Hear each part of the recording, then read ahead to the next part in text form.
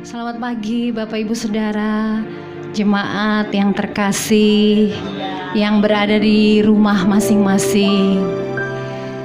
Selamat pagi, salam sejahtera, sukacita pada pagi hari ini. Kalau kita kembali boleh ada bersama-sama meskipun di tempat yang berbeda, tetapi saya percaya pemeliharaan dan penjagaan Tuhan ada atas kita semua.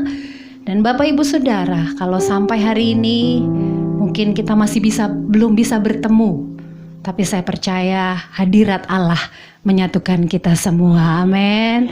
Bapak Ibu Saudara, atas segala kebaikan Tuhan, atas segala pertolongan dan perlindungan Tuhan, patut kita ucapkan syukur kepadanya. Tidak ada kata lain selain terima kasih Tuhan.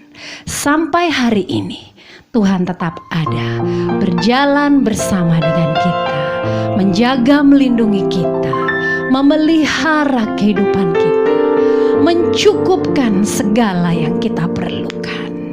Di luar sana keadaan mungkin semakin hari semakin kacau, orang-orang semakin gelisah, tapi orang-orang yang senantiasa berlindung dalam Tuhan senantiasa boleh memperoleh ketenangan. Saya yakin dan percaya Bapak Ibu Saudara, di tengah-tengah kegalauan, pergumulan yang dihadapi oleh seluruh makhluk di dunia ini, orang-orang yang senantiasa ada dalam perlindungan Tuhan, tetap ada damai sejahtera, tetap ada sukacita, tetap ada pengharapan, tetap bisa berkata, Tuhan, Engkau sungguh baik. Amin. Haleluya. Haleluya. Makasih Tuhan.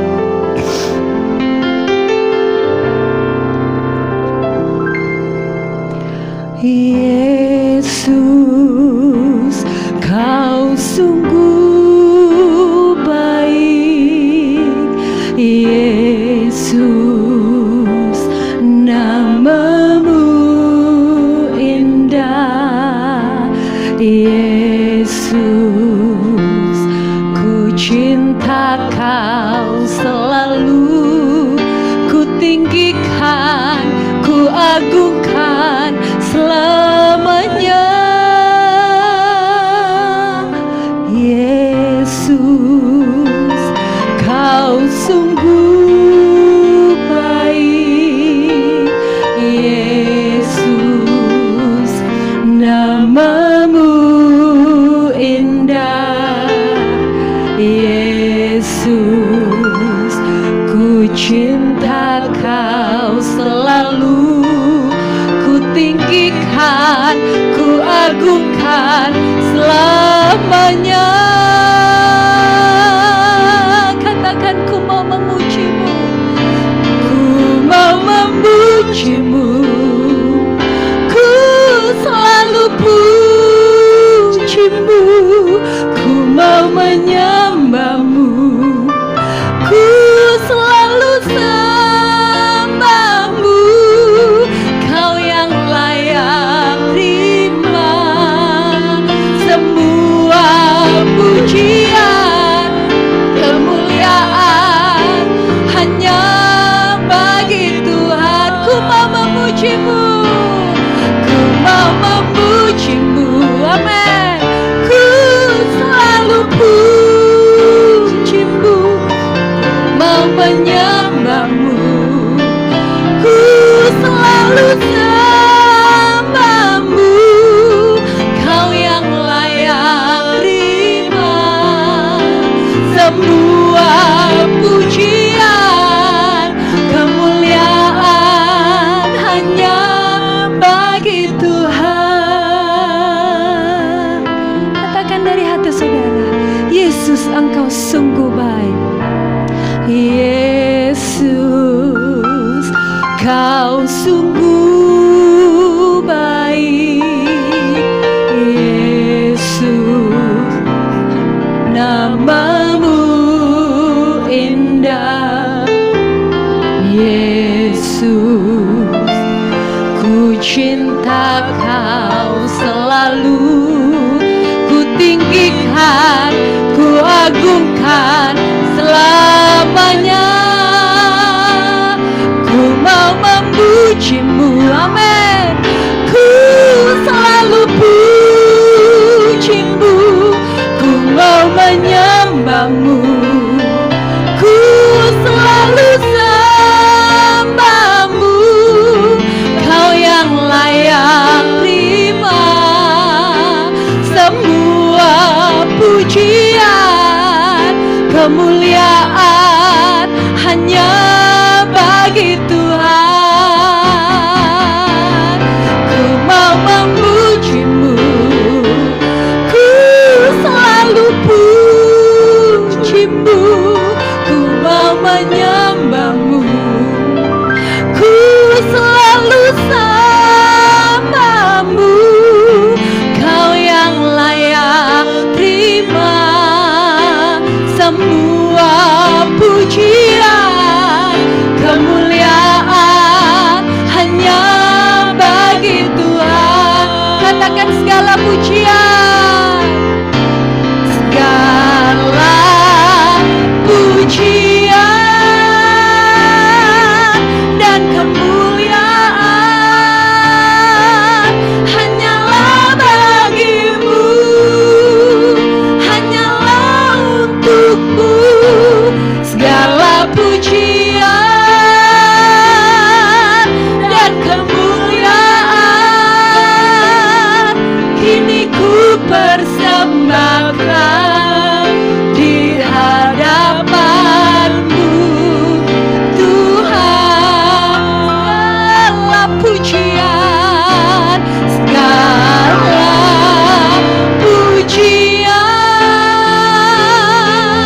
dan kemuliaan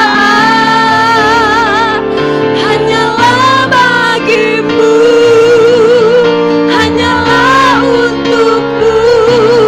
Segala pujian dan kemuliaan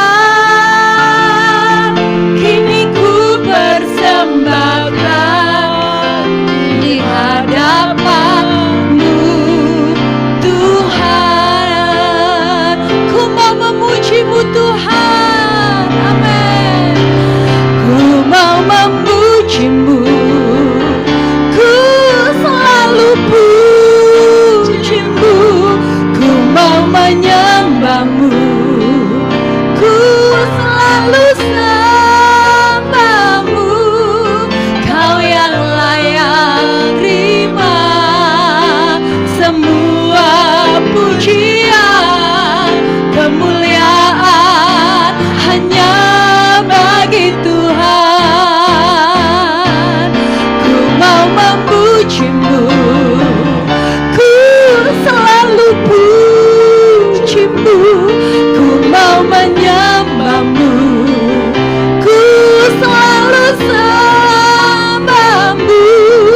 Kau yang layak terima semua pujian, kemuliaan hanya bagi Tuhan. Kau yang layak terima, Kau yang layak terima semua pujian, kemuliaan hanya bagi Tuhan. Kau yang layak terima, Kau yang layak terima semua pujian, kemuliaan hanya bagi Tuhan. Mari sembah Dia, agungkan namanya. Dia yang layak terima segala puji-pujian-Mu. Haleluya, haleluya. Allah yang berkuasa atas kehidupan kami, Allah yang berkuasa atas dunia ini, Allah yang selalu ada bersamaku, Allah yang tidak pernah memalingkan muka terhadap aku, Allah Allah yang tidak pernah salah melakukan segala sesuatu. Itulah Allahku, itulah Bapakku, itulah Rajaku. Itulah Allah yang hidup di dalam aku. Haleluya, puji Tuhan. Kami ada sampai hari ini Tuhan. Tidak lain, tidak bukan, hanya oleh karena anugerah Allah, hanya oleh karena kasih Allah, hanya oleh karena pemeliharaan Allah. Maka kami menaikkan pujian kami, ucapan syukur kami atas segala kebaikan Tuhan bagi kami. Terima kasih Tuhan, terima kasih Bapa. Hadirlah Roh Kudus, jamah Roh Kudus setiap jemaat-Mu yang ada di setiap rumah, yang ada di setiap tempat, dimanapun mereka berada. Kuasa yang sama di tempat ini, kuasa yang sama mengalir di dalam setiap rumah tangga, di dalam setiap keluarga, bahkan di dalam setiap hati dan pikiran jemaat-Mu yang rindu menaikkan ucapan syukur, pujian penyembahan kami kepadamu. Haleluya, puji Tuhan. Bapak Ibu yang dikasihi oleh Tuhan, masih kurang 2 bulan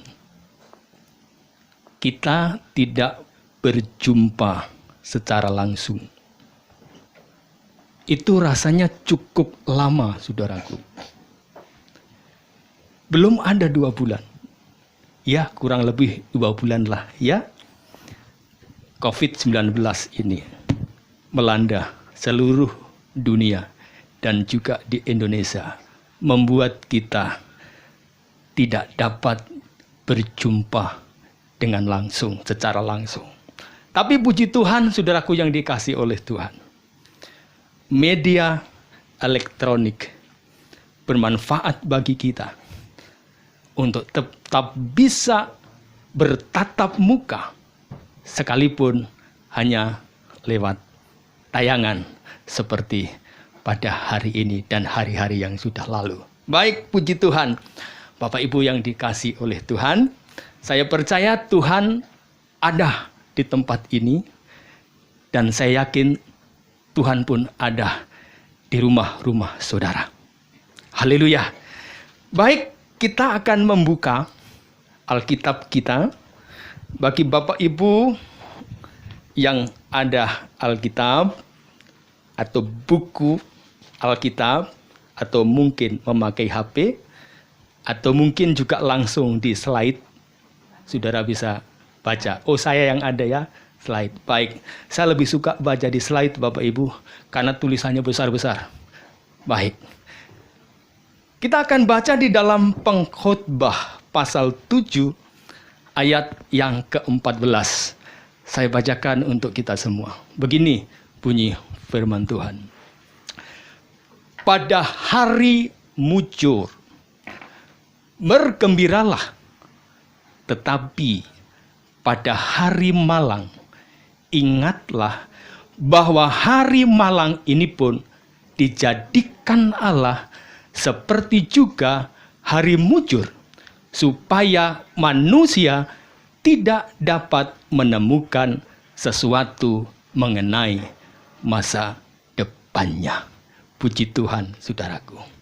Bapak Ibu yang dikasihi oleh Yesus, Salomo menulis 3 buku yang kita kenal, yaitu Kidung Agung, kemudian Amsal, dan Pengkhotbah. Secara tradisi atau tafsir para teolog, saudaraku, pada masa Salomo masih muda, dia menulis buku Kidung Agung. Kenapa? Karena isinya itu Kidung Agung kan pujian. Saling memuji, mempelai wanita, dan mempelai wanita memuji mempelai laki-laki. Dan itu adalah gambaran Kristus dan gerejanya. Gambaran saya dan saudara. Jadi ingat saudaraku, bahwa Tuhan kita Yesus yang adalah mempelai laki-laki kita itu memuji kita, artinya dia menyayangi kita. Dan kita berarti juga harus mengagungkan, menyayangi Yesus, memuliakan Yesus lewat hidup kita. Kidung Agung, ya saudara, isinya kisah tentang saling memuji. Saling memuji ini perlu loh saudaraku ya. Suami istri, hai suami, pada waktu yang tepat pujilah istrimu. Sebaliknya, waktu yang tepat pujilah suamimu, hai ibu-ibu. Atau anak-anak, puji mama, supaya gampang cari uang jajan di waktu yang sulit ini. Nah, saudara, ketika Salomo lebih matang, maka Salomo menulis kitab Amsal. Kita tahu Amsal itu berbicara tentang hikmat. Dan hikmat Allah selamanya itu kontradiksi atau bertentangan dengan hikmat manusia. Manusia sehikmat apapun dia, sepintar apapun dia, saudaraku, dia tidak akan pernah memahami hikmat Allah. Tapi kita bersyukur, bukan? Kita memiliki hikmat Allah. Apa sih hikmat Allah itu? Puncak dari hikmat Allah yang dimaksud Alkitab adalah kalau kita bisa memiliki pikiran Kristus. Kalau orang percaya memiliki pikiran Kristus, tindakan Kristus, cara pandang Kristus, maka orang itu memiliki hikmat yang tertinggi yang Tuhan karuniakan kepada kita, saudaraku. Dan ketika Salomo telah menjadi tua, saya berharap saudara-saudara umur kita tua ya, kalau boleh.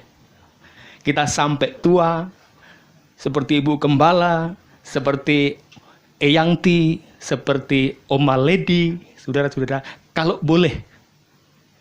Nah, ketika menjelang tua atau di akhir kehidupannya sudah tua, maka Salomo menulis kitab Pengkhotbah yang berisi tentang perenungan hidup.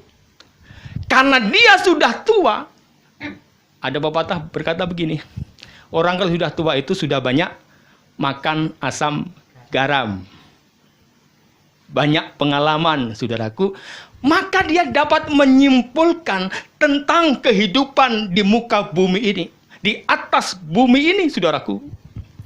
Maka Pengkhotbah menulis tentang kesia-siaan. Segala sesuatu adalah kesia-siaan. Kata segala sesuatu itu bukan berarti semuanya sia-sia, saudara. Tapi yang dimaksud oleh Pengkhotbah tentang sia-sia itu adalah segala sesuatu apa saja yang dikerjakan manusia di luar Allah, di luar Yesus, itu adalah kesia-siaan. Saudara lihat, orang terkenal, dia binasa juga. Orang pinter, binasa juga. Orang tenar, binasa juga. Tetapi ketika orang percaya di dalam nama Yesus, dia meninggal, dia tidak sia-sia. Justru dia akan menjadi berharga di mata Allah. Ketika kita bersama dengan Allah nanti surga. Nah, jadi sekali lagi, saudaraku, di luar Allah, itu yang dimaksud oleh Pengkhotbah. Segala sesuatu adalah sia-sia. Saudara, kembali ke dalam kitab Pengkhotbah.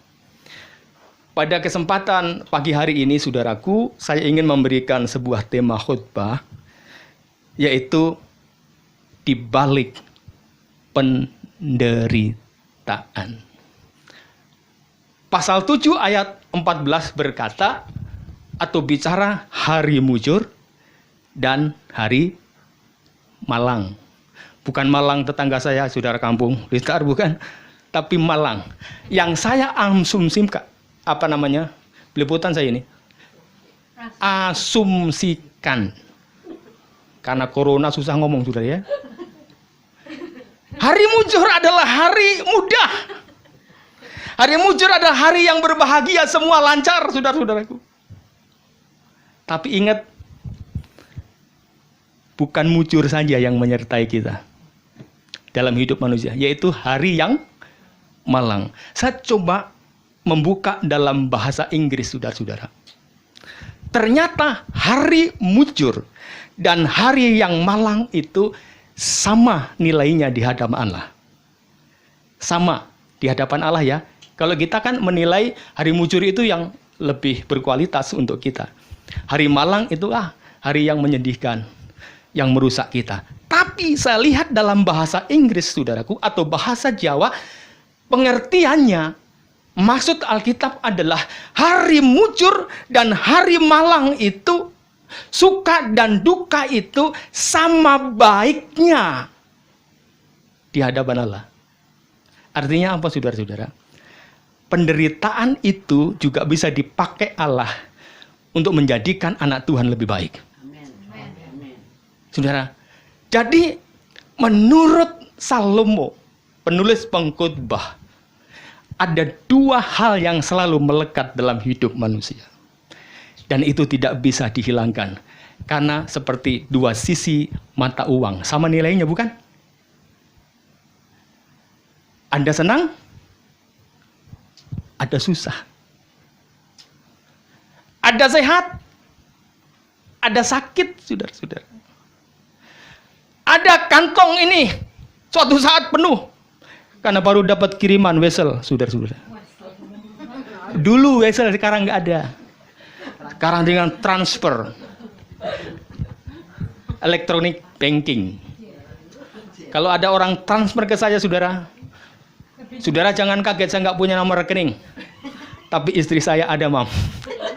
Anak saya ada. Haleluya, saudara-saudara. Tapi nggak ada saatnya. Ada waktunya, saudaraku. Kantong ini tidak selalu penuh. Kadang-kadang kantong ini tidak ada sama sekali. Tetapi Allah kita, gembala yang baik itu, Dia tidak pernah tutup mata. Dia mengerti akan keberadaan kita. Dan di hari yang malang itu, hari yang pedih, yang susah itu, Tuhan kirim berkat secara mukjizat. Luar biasa. Jadi saudaraku, di tengah-tengah masa yang sulit ini, kalau Bapak Ibu digerakkan Tuhan untuk membantu orang lain, jangan tahan itu.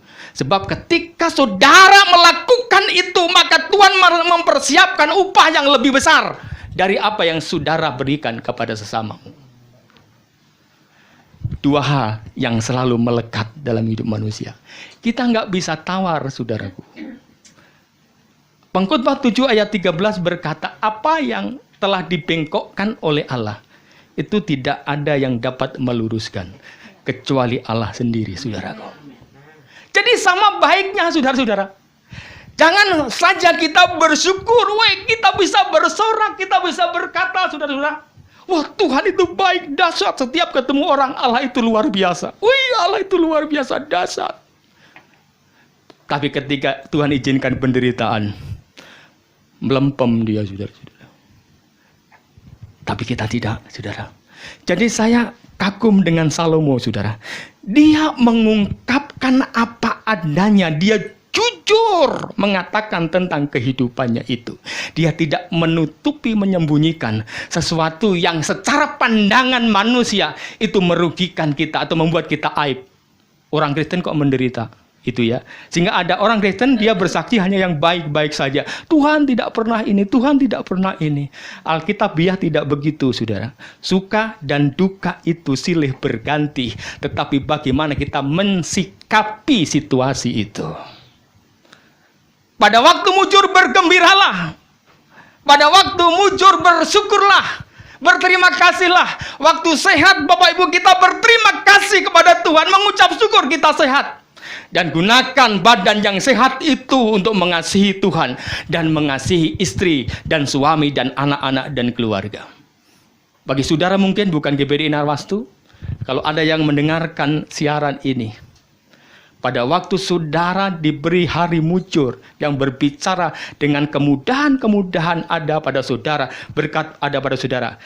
Kasihilah Allahmu, kasihilah istri dan suamimu, kasihilah anak-anakmu. Karena ada waktu itu akan berhenti, saudara tidak bisa melakukan sesuatu yang baik. Saudara, dan pada waktu yang susah, waktu yang menderita itu, saudara, ada maksud Allah supaya manusia ingat kepada Sang Pencipta. Itu Pengkhotbah 12 kalau tidak salah. Ingatlah penciptamu. Pada masa muda juga berbicara kesempatan, saudara.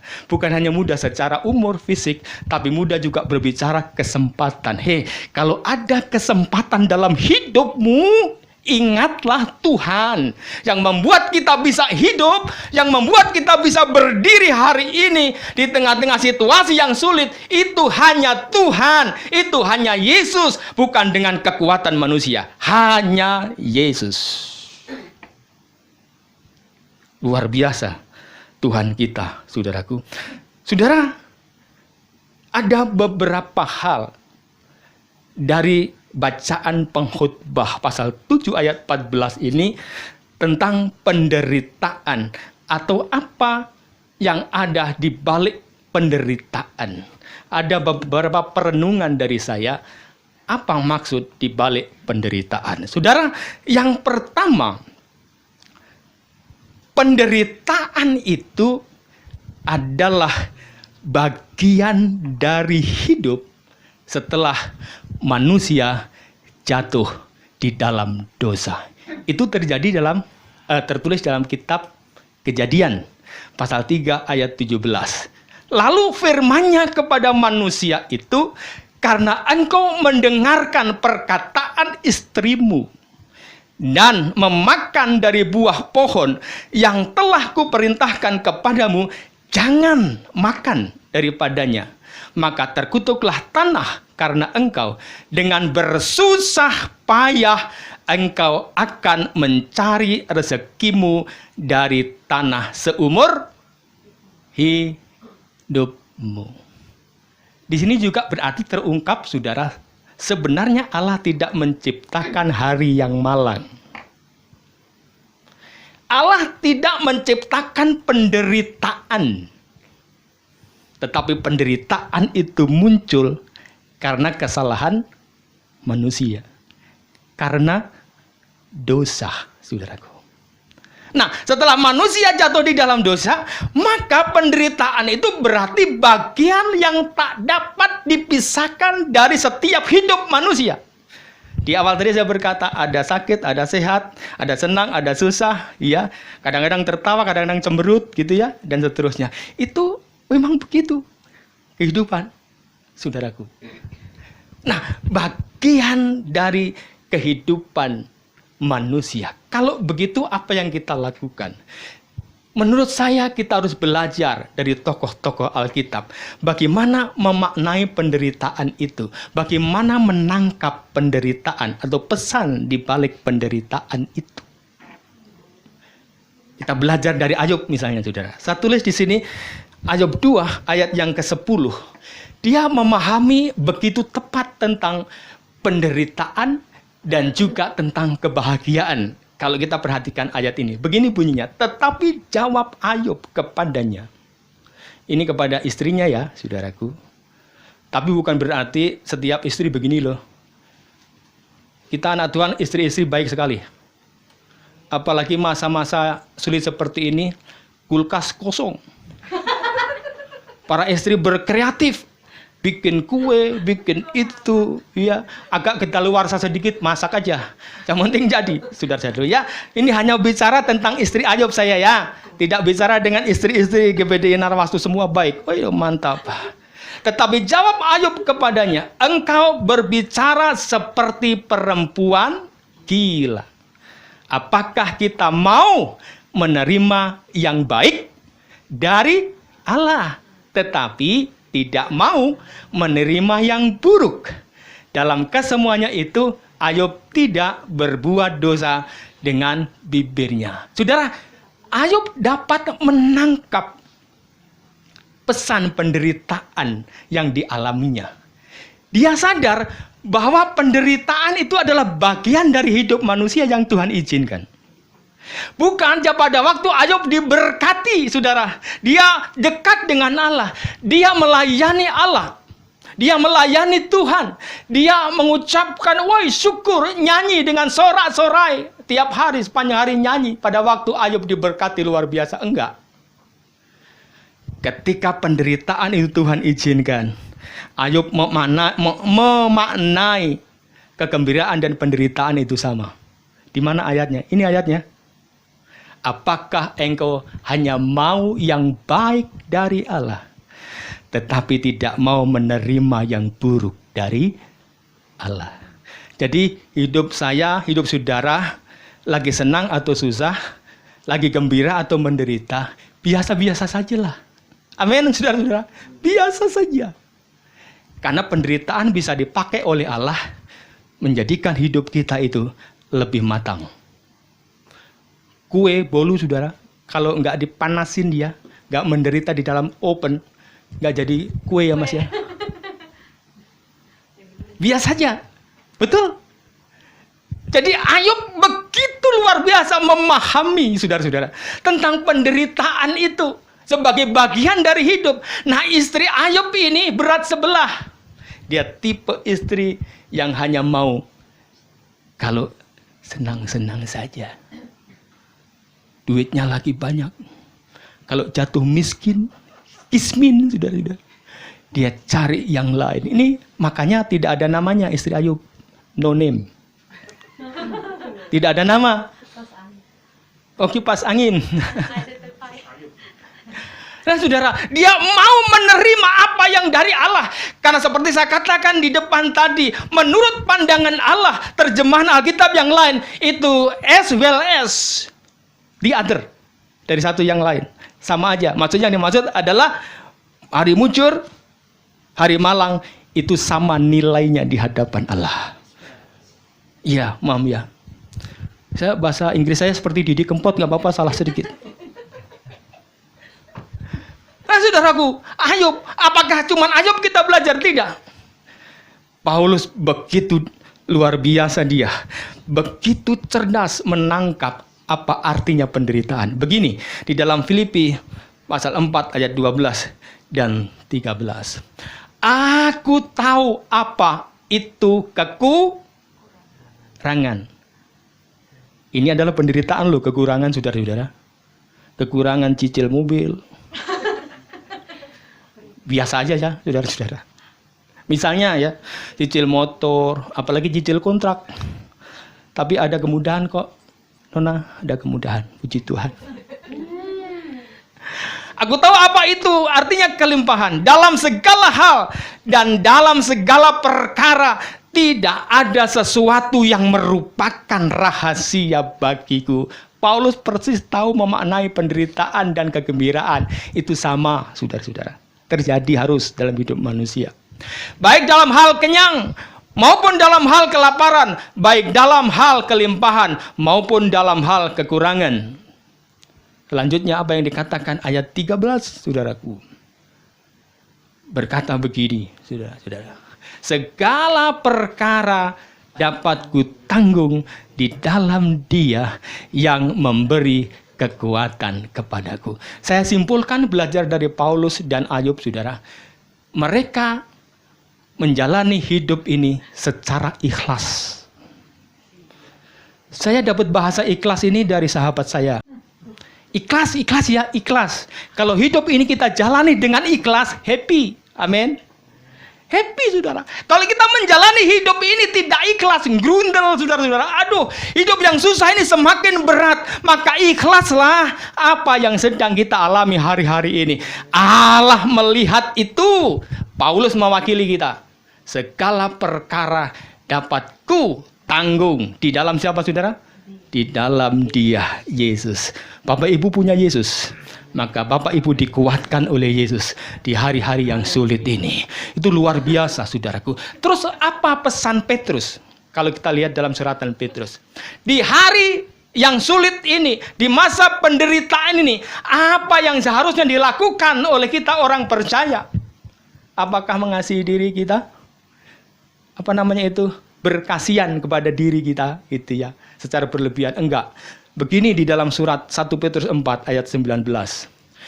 Karena itu, baiklah juga mereka yang harus menderita karena kehendak Allah. Saya potong di sini, saudara.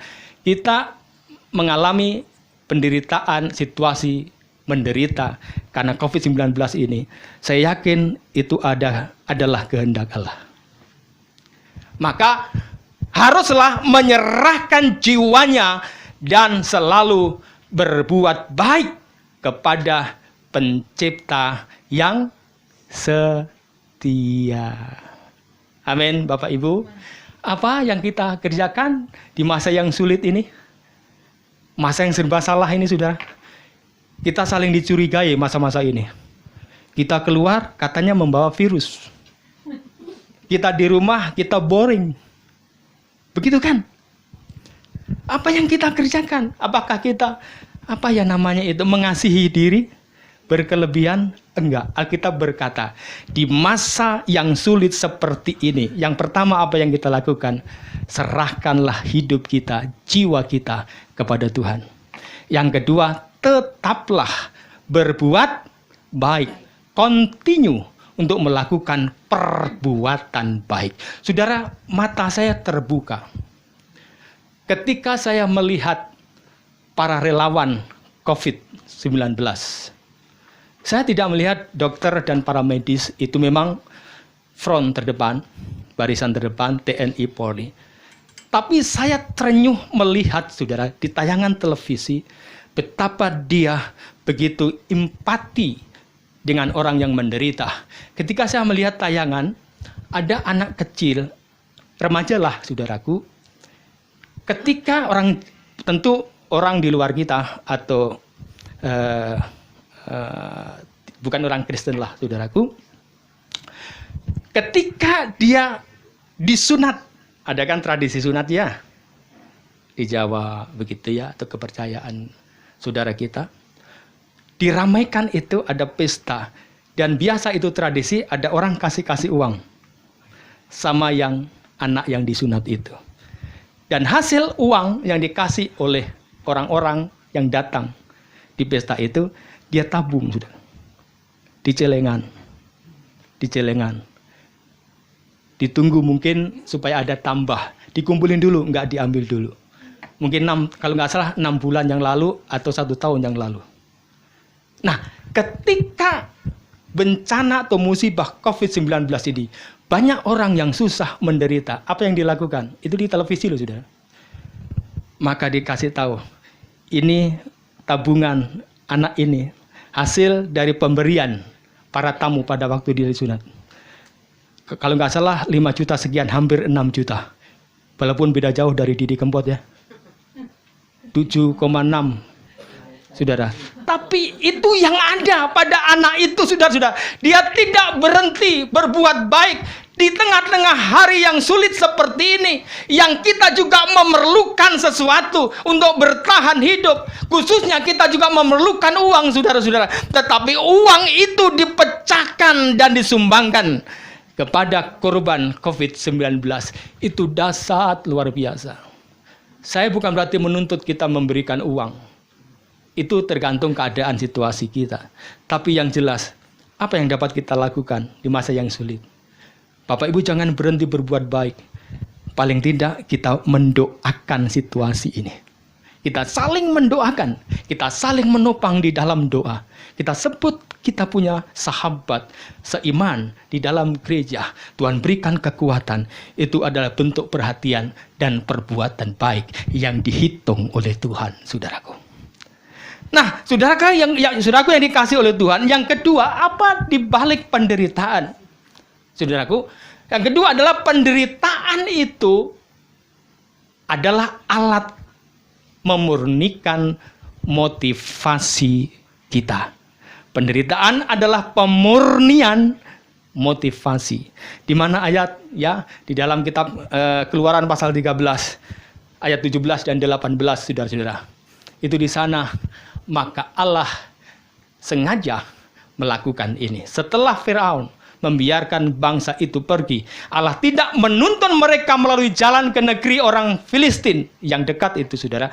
Walaupun jalan ini yang paling dekat, Sebab firman Allah, jangan-jangan bangsa itu menyesal apabila mereka menghadapi peperangan sehingga mereka kembali ke Mesir. Saudara, penderitaan adalah alat pemurni dari setiap motivasi orang percaya. Kalau kita memiliki motivasi kita, pengiringan kita kepada Kristus adalah murni kita mengikut Yesus. Apapun yang terjadi dalam hidup ini, kita tidak akan balik ke belakang, saudara. Sekalipun kita ada di padang gurun. Firman Allah berkata, ada jalan pintas tadi sebenarnya.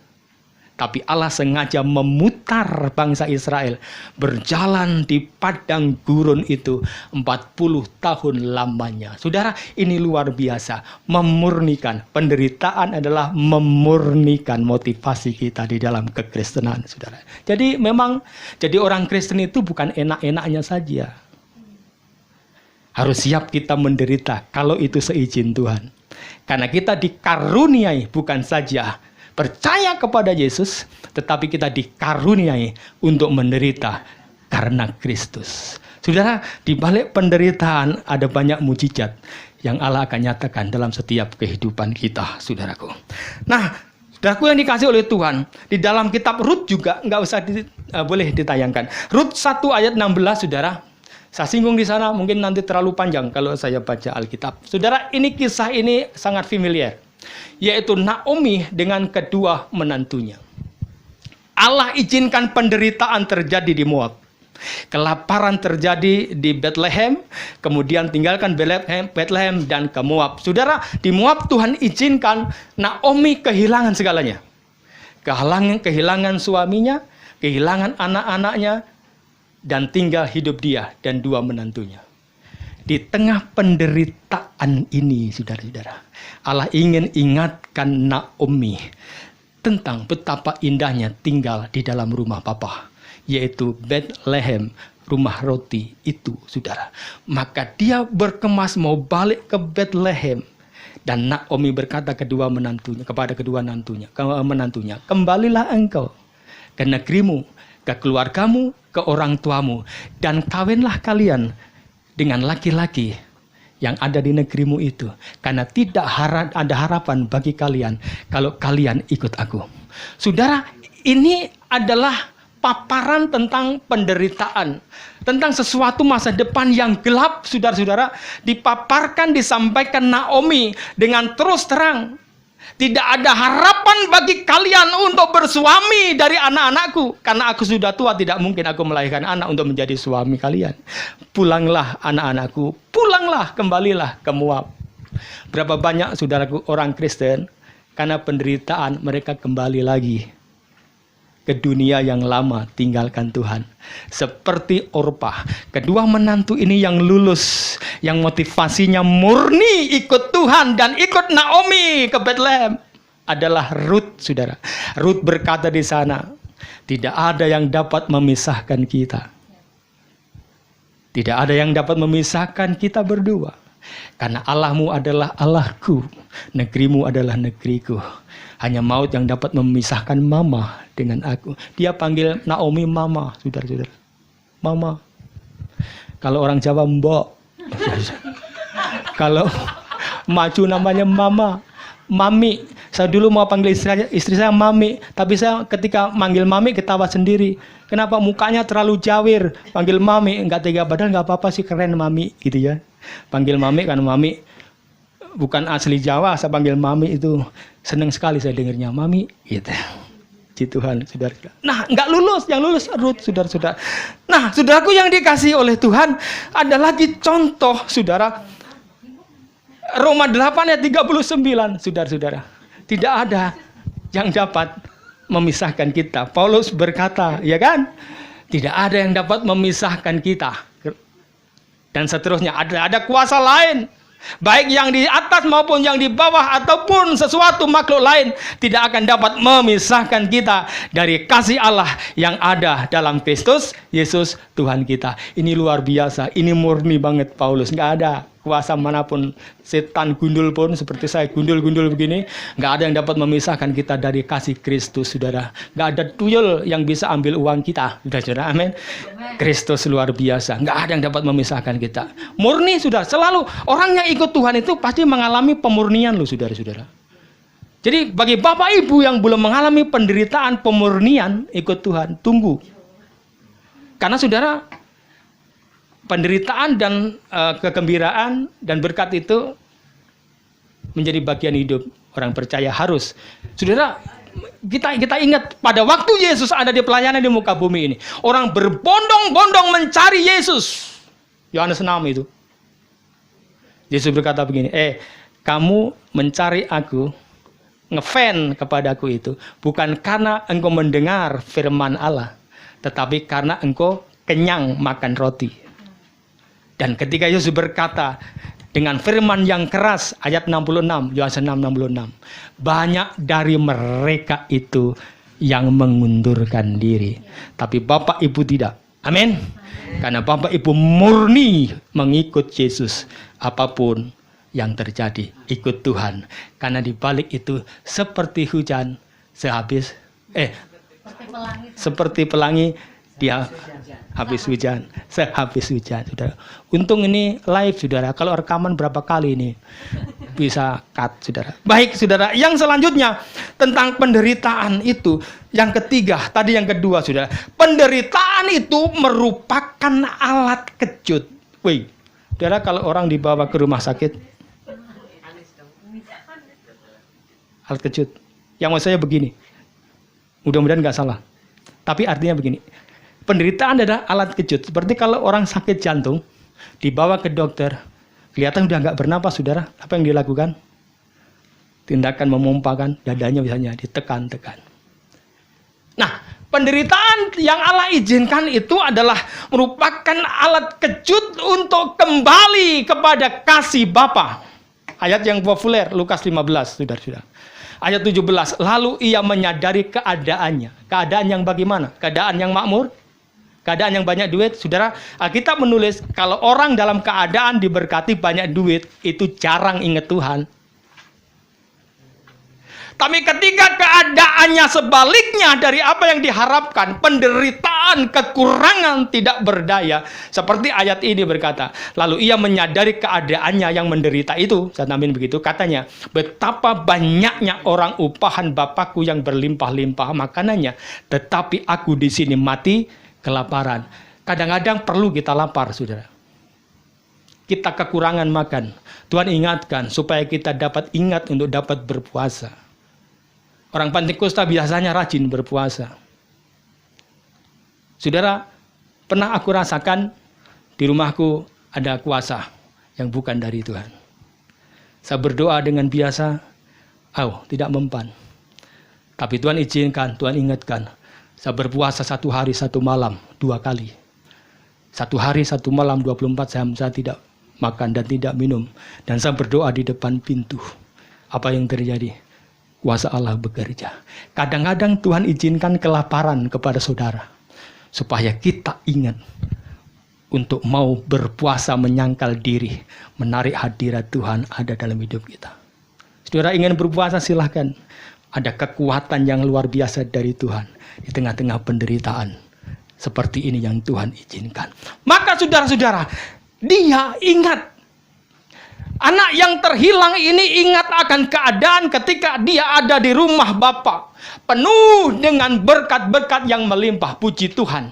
Dia sadar ketika dia susah. Gak jadi masalah, saudara, gak usah malu. Kalau kita baru sadar ketika susah seperti ini, gak apa-apa. Kita sadar bahwa di dalam kasih Allah, di dalam bergereja, di dalam pengiringan kepada kita, kepada Tuhan itu, sesungguhnya di situ adalah berkat yang luar biasa, saudara-saudara. Ada banyak orang mengabaikan untuk beribadah kepada Tuhan. Itu artinya dia meninggalkan rumah Bapa. Saya katakan, saudara, kepada Bapak Ibu saudara, tidak ada sukacita yang melebihi sukacita ketika kita berada menyembah Tuhan, memuji Tuhan, di gerejakah, di rumahkah, di mana saja. Hanya di dalam Yesus ada sukacita yang luar biasa, ada berkat yang melimpah yang dikatakan oleh anak yang terhilang itu, saudara-saudara. Nah, saudaraku yang terkasih di dalam Tuhan, yang terakhir, saudara, penderitaan itu adalah penggenapan dari firman Allah. Saudara, kalau begitu sekali lagi, penderitaan itu mau tidak mau harus terjadi. Sebab apa? Penderitaan itu adalah penggenapan dari firman Allah. Firman Allah harus digenapi tentang penderitaan. Karena kita percaya kepada Yesus. Kenapa, saudara? Supaya setiap lidah mengaku, setiap lutut bertelut, setiap lidah mengaku bahwa Yesus adalah Tuhan yang berkuasa atas kehidupan semua manusia. Saudara, ini harus dipenuhi. Dan alat pemenuhan supaya orang datang kepada Yesus, mengaku Yesus adalah Tuhan, adalah penderitaan, adalah peristiwa-peristiwa yang dahsyat, yang luar biasa. Seperti yang kita alami hari-hari ini. Penderitaan itu luar biasa, saudara-saudara. Penyakit wabah ini luar biasa. Itu adalah alat Tuhan supaya pada akhirnya setiap lutut ini terlipat untuk bertelut. Setiap lidah ini mengaku bahwa Yesus adalah Tuhan. Itu di dalam Mazmur, dalam Filipi 2 ayat 10. Saudara, di dalam Mazmur, saudara. Coba dalam Mazmur 22 ayat 28 31. Ayat yang terakhir, saudara-saudara. Mazmur 22 ayat 28 31. Segala ujung bumi akan mengingatnya dan berbalik kepada Tuhan, dan segala kaum dari bangsa-bangsa akan sujud menyembah di hadapannya. Saudara, untuk menggenapi ini apa sarananya, saudara? Kan sekarang belum semua etnis suku menyembah Tuhan, bukan? Apa medianya? Untuk semua suku, semua kaum, semua etnis, semua bangsa menyembah Tuhan, menyembah Yesus adalah penderitaan. Sebab Tuhanlah yang mempunyai kerajaan. Dialah yang memerintah atas bangsa-bangsa. Terus, ya, kepadanya akan sujud, kepadanya, kepada Allah Elohim, kepada Yesus akan sujud menyembah semua orang sombong di bumi. Di hadapannya akan berlutut semua orang yang turun ke dalam debu dan orang yang tidak dapat menyambung hidup. Saudara ingat beberapa waktu yang lalu, minggu yang lalu, di negara-negara ateis, saya katakan kenapa ateis, walaupun di sana ada gereja Eropa, tapi gereja itu kosong. Pada waktu semuanya berjalan baik sebelum corona ini, mereka tidak peduli dengan gereja. Mereka begitu sombong. Mereka begitu percaya dengan dirinya, dengan kekuatan ekonominya, dengan kemakmuran negaranya. Begitu sombong, mereka meninggalkan gereja. Pada waktu mereka enak, saudara, hari mujur, keberkatan. Mereka lupa Tuhan, bukan? Tapi beberapa waktu yang lalu, ketika corona menimpa mereka, banyak orang yang meninggal. Banyak orang secara tiba-tiba meninggal, kewalahan para medis, dokter, dan seterusnya. Mereka tidak peduli lagi. Ketika tadinya mereka sombong, dia meninggalkan gereja. Dia mengangkat kepala, dada di depan. Tapi ketika peristiwa penderitaan itu datang, mereka tidak peduli di depan toko, di pinggir jalan, di mana saja mereka mengangkat tangan dan berlutut menyembah Tuhan. Bukankah penderitaan itu memiliki kualitas yang luar biasa, saudara? Untuk menggiring orang, setiap suku, setiap etnis, setiap bangsa, setiap orang sombong akan datang, akan percaya kepada Yesus. Dan ketika itu genapi, tidak lama lagi Yesus akan datang menyebut kita yang tetap percaya di dalam namanya. Saudara, tetap kuat di dalam Tuhan. Tetap berpengharapan di dalam Tuhan. Dalam situasi apapun. Mungkin saudara sakit, saudara kekurangan dan seterusnya.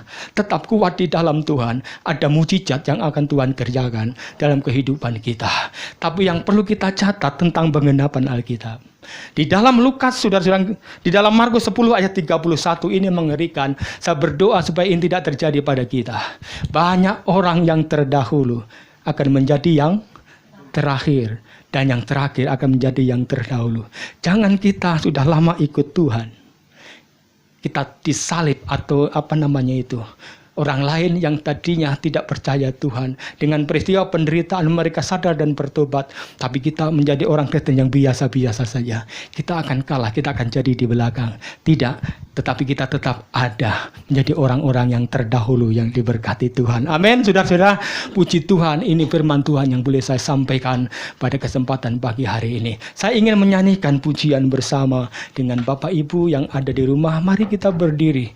Ternyata Allah itu Allah yang peduli. Allah kita adalah Allah yang mengerti. Banyak perkara yang misteri, tapi di dalam Yesus Tuhan kasih tahu kepada kita. Haleluya, haleluya.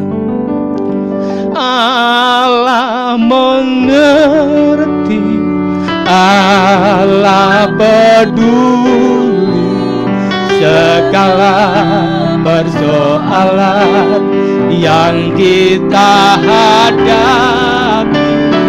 Tak akan pernah dibiarkannya ku bergumul sendiri.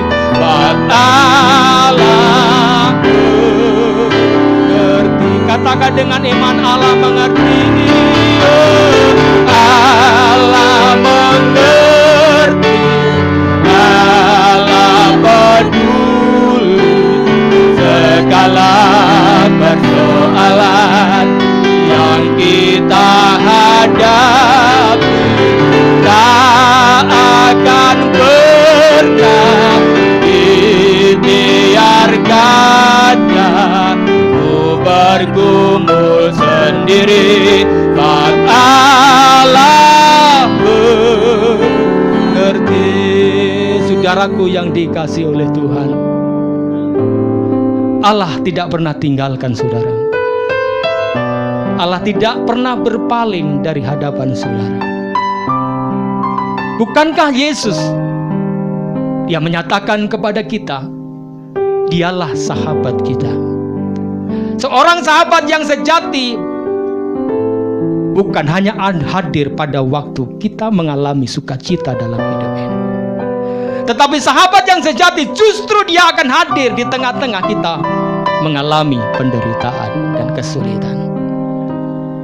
Allah yang di dalam nama Yesus adalah Allah yang mengerti. Bukan saja Dia mengerti dan berdiam diri, tetapi mengerti dan peduli melakukan sesuatu. Akan ada mujizat dalam hidup kita. Terimalah hari yang mujur, hari yang malang. Yang kita asumsikan hari mujur adalah hari kita diberkati, bergembira dan seterusnya. Hari malang berbicara dengan penderitaan yang Tuhan izinkan. Terima itu dengan ikhlas. Jalani hidup ini bersama dengan Tuhan. Karena di balik penderitaan ada pesan yang luar biasa dari Tuhan. Seperti yang kita dengar pada kesempatan pagi hari ini. Haleluya. Engkau mengerti keberadaan jemaat GPDI Narwastu yang sakit menerima kesembuhan dari Tuhan, yang lemah menerima kekuatan dari Tuhan, yang mengalami jalan buntu Tuhan bukakan jalan, yang mengalami kekurangan ada mukjizat di sana Tuhan kirim berkat. Terima kasih Tuhan atas firman-Mu yang boleh kami dengar pada pagi hari ini. Kami percaya berkat Tuhan bagi kita semua. Haleluya. Dalam nama Yesus kami berdoa mengucap syukur. Haleluya. Amin. Puji Tuhan.